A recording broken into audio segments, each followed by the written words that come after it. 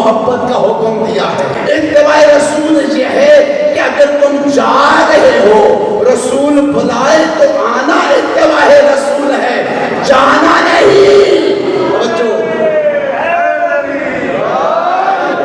تو پتا چلا کہ رسول جب بھی بلاتا ہے زندگی دینے کے لیے بلاتا ہے، موت کے لیے نہیں بلاتا۔ قل میرا حبیب کہہ دو ان کنتم تحبون اللہ، اگر تم اللہ سے محبت کرتے ہو تو اس دعوے کی دلیل پیش کرو۔ دعوے کی دلیل ہے فاتبعونی، تو پھر تم وہ محمد کی اتباع کرو۔ تو پتہ چلا دعوی محبت خدا کی دلیل اتباع محمد ہے، اتباع رسالت دعوی محبت کی دلیل ہے۔ اگر تم اتباع رسول کرو گے نا، بلکہ جو حبکم اللہ، اللہ بھی تم سے محبت کرے گا۔ بس ضرورت اس بات کی ہے کہ اتباع رسول کرو۔ اتباع رسول کے شے کا نام ہے۔ اتباع رسول یہ ہے کہ اگر تم جا رہے ہو، رسول بلائے تو آنا اتباع رسول ہے، جانا نہیں۔ اللہ خود فرماتا ہے یا ایھا الذین آمنوا استجیبوا للہ وللرسول اذا دعاکم لما یحییکم۔ اے صاحبان ایمان، جب تمہیں اللہ اور اللہ کا رسول بلائے تو پھر لبیک کہو اللہ اور رسول کی آواز پر۔ کیوں بلاتا ہے تمہیں رسول؟ موت کی طرف نہیں بلاتا، لما یحییکم، تمہیں زندگی دینے کے لیے بلاتا ہے۔ تو پتہ چلا کہ رسول جب بھی بلاتا ہے زندگی دینے کے لیے بلاتا ہے، موت کے لیے نہیں بلاتا۔ اب اگر رسول بلاتا رہے اور مومن جاتے رہے، وَإِذْ تُسْعِدُونَ وَلَا تَلْوُونَ عَلَىٰ أَحَدٍ، جب کہ تم جا رہے تھے تم میں سے کوئی بھی پیچھے مڑ کے نہیں دیکھتا تھا، حالانکہ وَالرَّسُولُ يَدْعُوكُمْ فِي أُخْرَاكُمْ، رسول تمہیں پیچھے سے بلا رہا تھا، رسول بلاتا رہا، تم جاتے رہے۔ اتباع رسول کا تقاضا تو یہ ہے نا، رسول بلائے تو جانا حرام ہے۔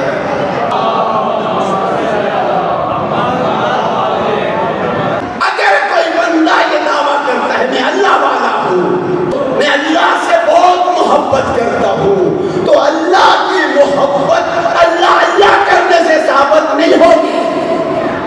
اللہ کی محبت زیادہ رکوع اور سجدے کرنے سے ثابت نہیں ہوگی، بلکہ اللہ کی محبت کا ثبوت اتباع رسول ہے۔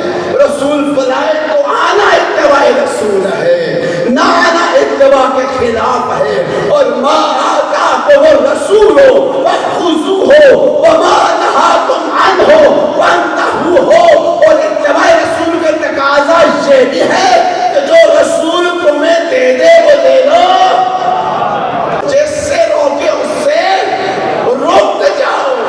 رسول تو دکھا دکھا کے دیتے رہے کہ من کنت مولا ہو فہذا علی مولا، جس جس کا نبی مولا ہے۔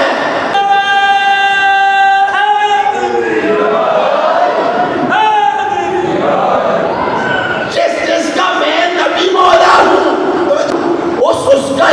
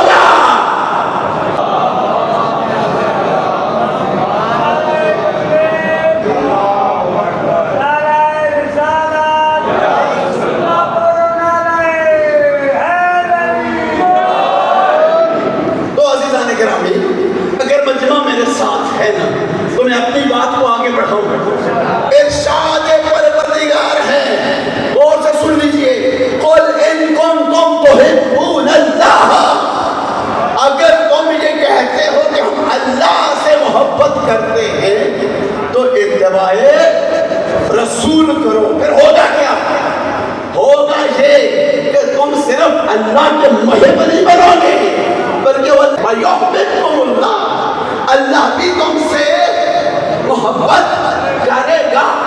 آئے نا ذرا قرآن سے پوچھتے ہیں کوئی ہے ایسا کہ جس نے اتباع رسول کا وہ حق ادا کیا ہو تو رسول نے کہا ہو کہ یہی وہ ہے جس سے اللہ محبت کرتا ہے، یہ بھی اللہ کا محب ہے کہ یا ایھا الذین آمنوا، یہ کون ایمان والے جب آیتیں براہ راست قلب پیغمبر پہ نازل ہو رہی ہیں، پیغمبر کسے سنا رہے ہیں اور جن کو سنا رہے ہیں وہی مخاطب ہیں۔ یا ایھا الذین آمنوا من یرتد منکم عن دینہ، تو ان کو بتاؤ اے صاحبان ایمان، اگر تم میں سے کوئی اپنے دین سے پھر جائے تو اللہ کو اس کی پرواہ نہیں ہے۔ جب اللہ کو پرواہ نہیں ہے کوئی مرتد ہو جائے کوئی پھر جائے تو ہمیں بھی کوئی پرواہ نہیں ہے۔ کون پھرا، کون بے دین ہوا، کون منافق ہوا، کون مرتد ہوا، مگر آیت آگے بڑھ کے بتاتی ہے فَسَوْفَ يَأْتِي اللَّهُ بِقَوْمٍ يُحِبُّهُمْ وَيُحِبُّونَهُ، ان قریب اللہ ایک ایسی قوم کو لائے گا جو اللہ سے محبت کرتی ہوگی۔ اللہ اس قوم سے محبت کرتا ہے۔ نگاہ قدرت میں دو قسم کے لوگ ہیں، کچھ ایسے ہیں جو بے دین ہو جائیں گے، جو ادھر چلے جائیں گے جدھر سے آئے تھے، اور ایک ایسی قوم بھی ہے کہ جو آئے گی اس کے دل میں اللہ کی محبت ہوگی اور اللہ بھی اس سے۔ پیغمبر کے ارشاد فرماتے ہیں کہ ان اللہ امرنی بحبہم اربعہ، کہ اللہ نے مجھے 4 لوگوں کی محبت کا حکم دیا ہے اور مجھے یہ خبر دی ہے کہ اللہ بھی ان 4 سے محبت کرتا ہے۔ تو پوچھا یا رسول اللہ وہ 4 کون ہیں؟ تو پیغمبر نے فرمایا منہم علی، ان 4 میں سے ایک علی۔ اتنے کے بعد سمجھا علی حیدری، ان 4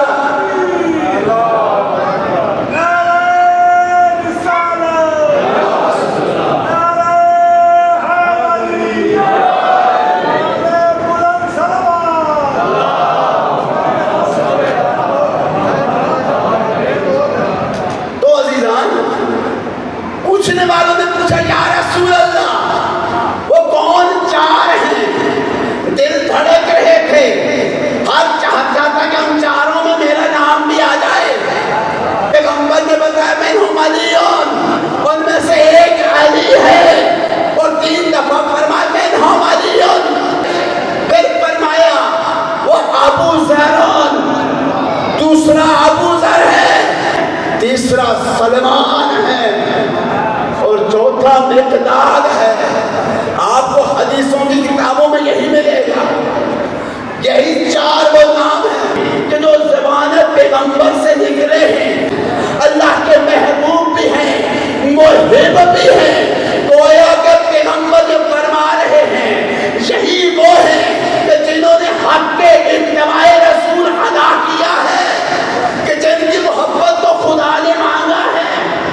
میں آسان کروں تو پیغمبر اپنی زبان مبارک سے ترجمان وحی سے یہ فرما رہے ہیں کہ اللہ نے جن 4 کی محبت تم سے طلب کی ہے ان 4 میں ایک علی ہے، 3 علی کے شیعہ ہیں۔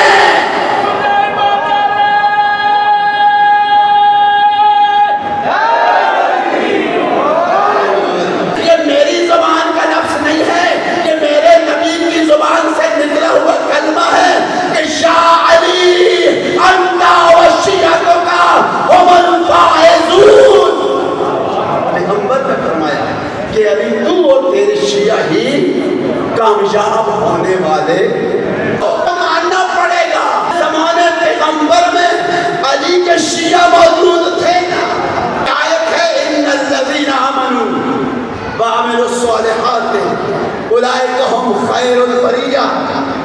کہ بے شک جو لوگ ایمان لائے اور عمل صالح بجا لائے وہی لوگ زمین پر سب سے بہترین مخلوق ہے۔ عبداللہ ابن عباس راوی ہے، فرماتے ہیں کہ جب ادھر سے یہ آیت آئی تو ادھر سے پیغمبر نے علی کی طرف اشارہ کر کے فرمایا کہ یا علی تو ہی خیر البریہ ہے، انت وشیتک ہم الفائزون راضین مرضین۔ ابن حجر مکی نام سنو گا، السوائق کے محرقہ کا رائٹر ہے، اور السوائق کے محرقہ پوری کتاب کا مطلب ہے جلانے والی بجلیاں۔ یہ کس کے اوپر بجلیاں گرائی گئی ہیں؟ کتاب کا نام ہی رکھا السوائق، بجلیاں، محرقہ جلانے والی، یعنی شیعوں کو جلانے والی بجلیاں گرتی ہیں اس کتاب میں۔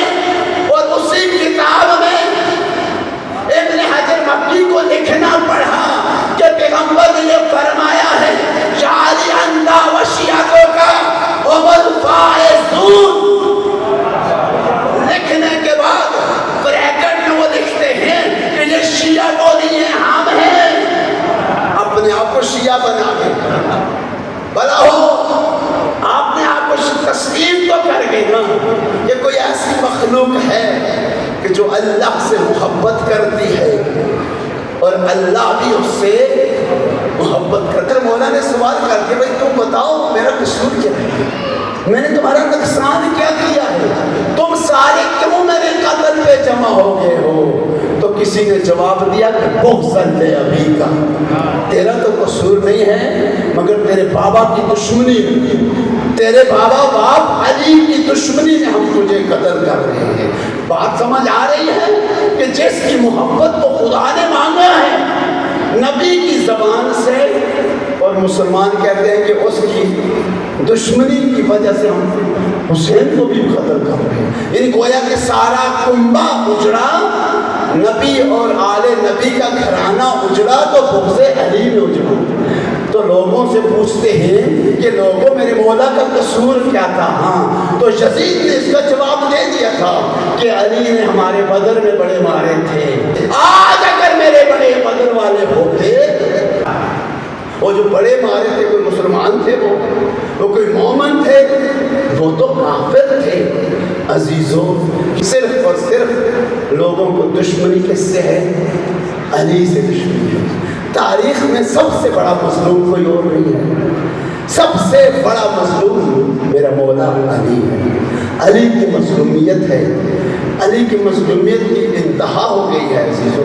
جب کفر بالکل بے نقاب ہو کے یزید کی شکل میں آ گیا، ایک تاریخ ہے، جب تک اسلام کے لباس میں کفر چلتا رہا ادھر سے ثبوت رہا۔ غلط کہتے ہیں یہ لوگ بات کہ حسن اور حسین کے مزاج میں اختلاف ہے، حسن امن کا مزاج رکھتے ہیں، حسین جنگ کا مزاج رکھتے ہیں، یہ بات غلط ہے۔ وہی مزاج حسن کا ہے، وہی مزاج حسین کا ہے، بس وقت وقت کی بات ہوتی ہے۔ اگر حسن کی جگہ حسین ہوتے، حسین وہی کرتے جو حسن نے کیا ہے، اور اگر حسین کی جگہ پہ حسن ہوتے تو حسن بھی وہی کرتے جو حسین نے کیا ہے۔ اب چونکہ یزیدیت بے نقاب ہو کے میدان میں آ گئی تھی، اور عصر عاشور کی وہ گھڑی کہ میرے مولا نے میدان میں استغاثہ بلند کیا کہ حل من ناصر ینصرنا، حل من مغیث یغیثنا، ہے کوئی مجھ حسین کی مدد کرنے والا؟ کسی پر اس کا کوئی اثر نہ ہوا، دو نفسوں پہ اس کا اثر ہوا، اور وہ دو نفس خیموں میں ہیں۔ ایک نفس سید سجاد کا ہے، عزادارو جیسے ہی یہ آواز بیمار امام کے کانوں میں پڑھی تو سید سجاد نے کہا کہ پھوپھی اماں میری تلوار مجھے دیجئے کہ میں جاؤں، میرا بابا اکیلا رہ گیا ہے، میرا بابا تنہا رہ گیا ہے اور مدد کرنے والا کوئی نہیں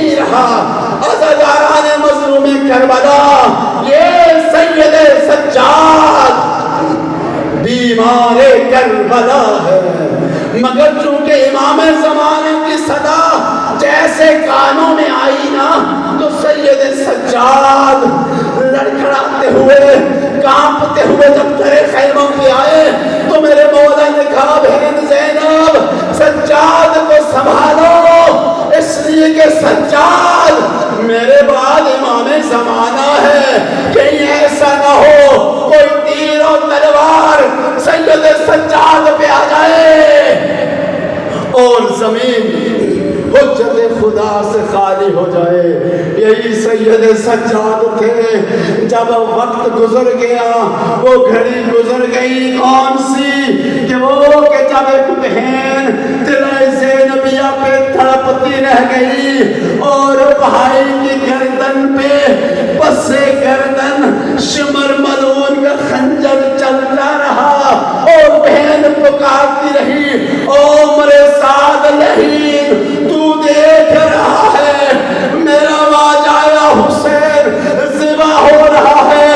یہی سید سجاد میرے عزیزوں 11 محرم کو جب قافلہ کوفہ و شام کے لیے تیار ہو گیا اور سید سجاد کو اونٹوں کے ساتھ ساتھ بیڑیاں اور ہتھکڑیاں ڈال کے چلایا جا رہا ہے اور زینب و کلثوم کو پسے گردن بے پدال اونٹوں پر سوار کر کے لے جایا جا رہا تھا، لیکن عزیزوں جیسے ہی یہ قافلہ گنج شہیداں کے قریب سے گزرا تو سید سجاد نے اپنے بابا کا سر بریدہ لاشا دیکھا۔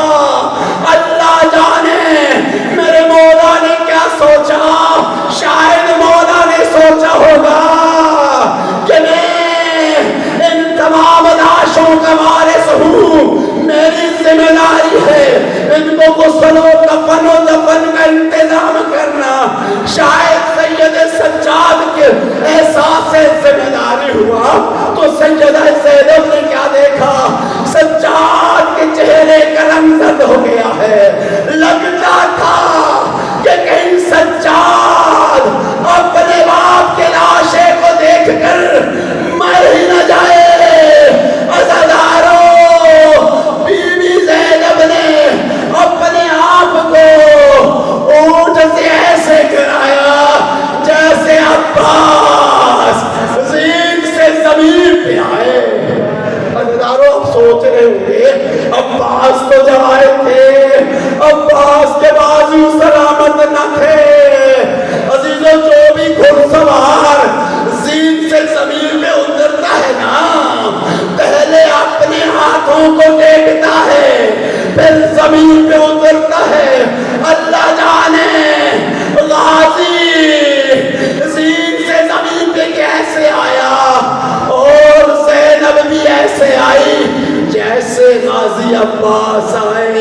فرق یہ تھا میرے عزیزوں عباس کے بازو سلامت نہ تھے، زینب کے بازو تو تھے مگر پس گردن بندے ہوئے تھے۔ کیوں یہ عمل کیا زینب نے؟ اس لیے کیا کہ کہیں سجاد اپنے بابا کے غم میں مر ہی نہ جائے۔ بی بی نے اپنے آپ کو جب زمین پر گرایا نا تو وہ بھیا جو عصر عاشور سے رخصت ہوا تھا ایک دم اس کا لاشا نظر آیا۔ بی بی سب کچھ بھول گئی، ایک دم حسین کے لاشے پہ پہنچی اور حسین